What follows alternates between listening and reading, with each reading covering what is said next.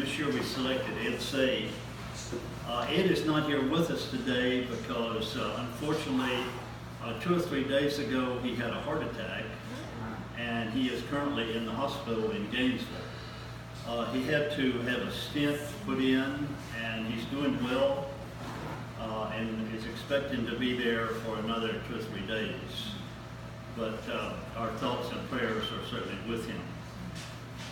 His daughter, Libby, was supposed to make this presentation, so pretend I'm Libby, I guess. Just curtsy to the side. She has written this presentation, and in some cases it may seem kind of funny that it's not Libby saying it. Today is an honor for me because I get to talk about the first man I ever loved. Remember, this is Libby.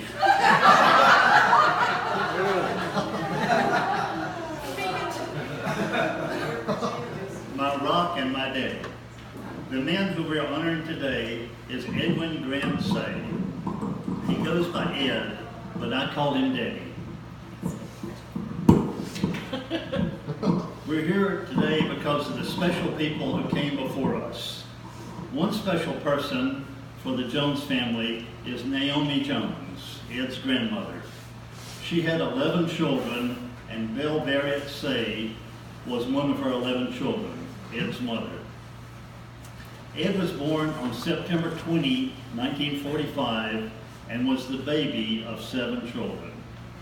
Having such a big family, Ed thought he was related to everyone he met.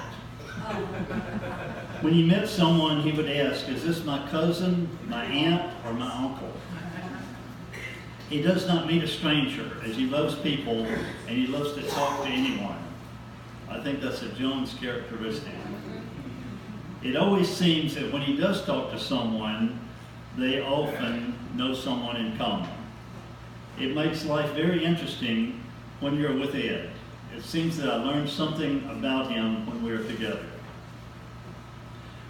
Growing up, Ed had a hard time distinguishing if he was going to church or to a movie house, because he would cry when he went to church and sit on the front steps because he wanted popcorn and Coke before he went in. In 1948, his father, Ralph Milton Saye, went home to be with the Lord. Ed was only 3 years old at the time. His mother was 36, and she was left alone to raise 7 children. With Ed only being 3, it was a real challenge for his mother. Many times, Ed would ask her how she was able to do it, since he had only 2. Bill told him, it wasn't me, it was with faith, and I did it with God's help. As you know, growing up, we always had a challenge. Ed had a challenge with his puppies. He named his first dog Queenie. And keeping her long enough to really love Queenie was the second big thing in his life after losing his dad. One day when he was 5 years old, Harry, his older brother who had a car, told Ed he would take him to get an ice cream. And as they turned the corner, there was Queenie lying in the street dead.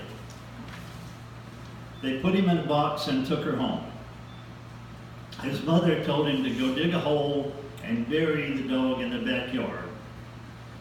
Ed dug the hole and covered her up except for one ear. He was so proud and went to get his mother to show her where she was buried, but she saw the ear sticking out. She asked, why did you leave her ear out? And Ed said, so Queenie can hear me when I call her. With a stern voice, she said, you get that dog's ear covered up and buried. He did as he was said, he did as he was told, and covered the ear. But this time he left her tail sticking out. He went again to get his mom, and when she saw the grave, trying not to laugh, she asked him why he had left her tail sticking out. Ed said, so I'll know where her grave is. This time she said, if you don't get this dog covered up completely, you're going to be in trouble. So finally he buried Queenie completely. Ed was one of the original Jesters in 1962. The band was formed by David and Bobby Prince, and the band lasted over 50 years. In 1968, Ed also was placed in a band called Ed Saye and the Gentiles. He played with both bands for many years. The Jesters backed some very well-known bands, such as the Platters, Four Tops, Marvin Gaye, Tammy Terrell, Jackie Wilson, Otis Day and the Knights. And she says, my daddy is still a legend in his own mind. But I disagree. I think Ed Saye is a legend for Indian.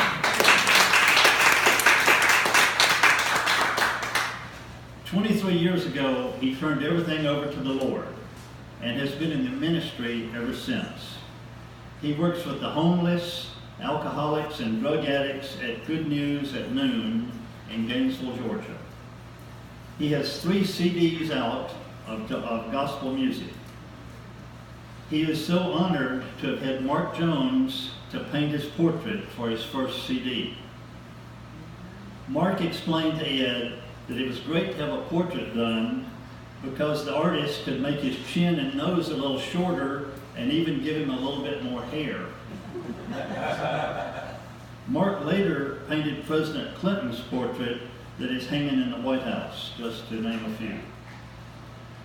My daddy was always so happy to make it to the Jones reunion as a little boy, and he looked forward to seeing all the cousins, aunts, uncles, brothers, and sisters as they would travel long distances to be there. He enjoyed the fun times in the church, and especially when we would eat out under the arbor with all the ice-cold drinks in the barrel and more food than you can imagine. One of my dad's favorite moments was when people would donate things to the church. And he will never forget the time Ernest Jones brought an old clock to donate, but then he said he wanted to donate the clock to the highest bidder. I also wanted to let you know that Ed served in the Army in Vietnam. One of his jobs was building the first chapel in Vietnam, and it was called the Chapel of Flags. A difficult job for him was working in the mortuary in Da Nang. While there, he had to do the difficult job of fingerprinting and molding teeth for identification of dead soldiers. Ed frequently says that time has passed him by. He said he tried to tell them, that's us I guess, that he was not old enough to be honored at the Jones reunion. But they all said to him that it was past due that he was honored, and I agree with that. Ed states, I love you all and thank you for this wonderful day. It is my honor to be honored.